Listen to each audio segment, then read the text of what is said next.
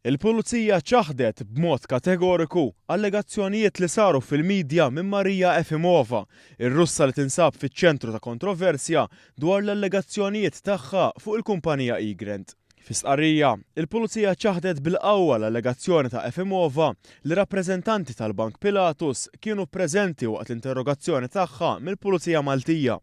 Ir-Russa allegat li żewġ uffiċjali tal-Pulizija trattawha ħażin waqt li kienu qed jinterrogawha f'Malta f'Awwissu ta' sentejn ilu. Saħansitra allegat li l-Pulizija imbottawha ħadula t-telefon ċellulari u li waqt l-interrogazzjoni kienu preżenti żewġ uffiċjali tal-Bank Pilatus.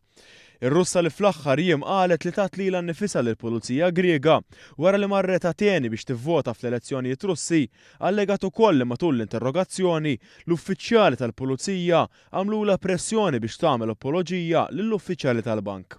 B'reazzjoni, il-Pulizija ċaħdet bil-qawwa dawn l-allegazzjonijiet u sostniet bil-qawwa li matul l-interrogazzjoni ma kien hemm ebda rappreżentanti tal-bank. Ir-Russa kienet tresqet il-qorti mixlija bi frodi għad-dannu tal-bank u ta' kumpanija tal-ivvjaġġar wara li l-avukat tal-bank Joe Giglio kien għamel rapport kontriha fl-assa tal-imsida. Hija tinsab akkużata wkoll b'rapport fals kontra uffiċjali tal-Pulizija bil-Qorti Maltija kienet ordnat li titpoġġa fil-lista ta' persuni mfittxija b'mandat ta' arrest wara li telqet minn Malta bla ma deret il-qorti biex twieġeb għal dawn l-akkużi. Skont il-blogger Daphne Caruana Galizia, Efimova kienet is-sors tal-istejjer tagħha dwar il-każ Egrant.